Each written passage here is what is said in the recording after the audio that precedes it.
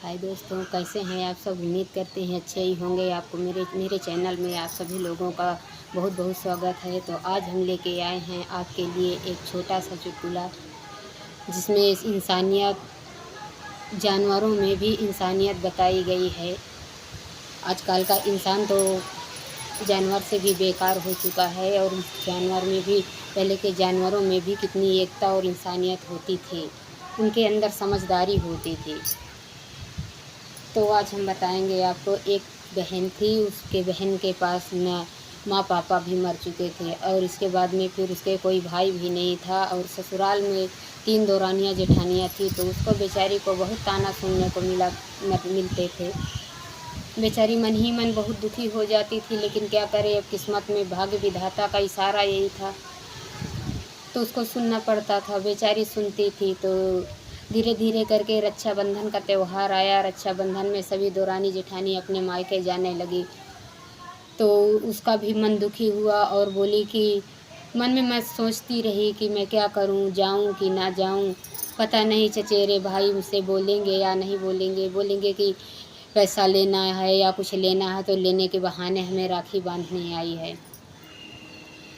लेकिन बेचारी सोचती रही, लेकिन सबको देख देख के उसका भी मन ना रहा गया, और बोली कि कोई बात नहीं, यहाँ से तो चले जाएंगे हम, वहाँ जो कहेंगे यहाँ वाले सुनेंगे थोड़े ना, इनको तो ये लगेगा कि हाँ राखी बांधने गई है। तो अपने सास से बोली कि अम्मा, हम भी राखी बांधने जाएंगे अपने भैया लोगों के, हमको भी राखी ला के दे दो। तो सास उसको भी राखी ला के दे दी, और बोली जाओ तुम भी राखी बांध के आज ही चले आना।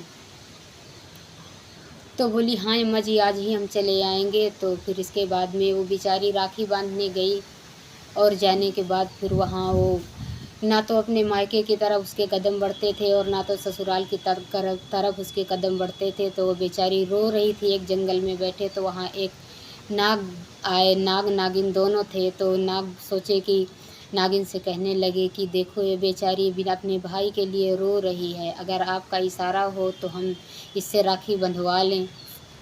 तो नागिन बोली कोई बात नहीं, दुख हरने से दुख कम नहीं होता है, लेकिन दुख हरने से अपना भी कुछ इंसानियत बनता है कि इसका दुख हरने का अगर हमारा कोशिश पूरा हो रहा है तो आप यही कीजिए। तो नाग बाबा है, तो एक इंसान के रूप में वो गए और बोले कि बहन, आप काहे रो रही हो, काहे ऐसे बैठी हो। तो बोली कि भैया, मेरे कोई भाई नहीं है, ससुराल में सभी दौरानी जेठानी राखी बांधने जा रही थी, तो मुझसे भी नहीं रहा गया, और मैं बोली कि मैं भी जाऊंगी, लेकिन अब मैं कहाँ जाऊं, मेरा कोई भाई नहीं है।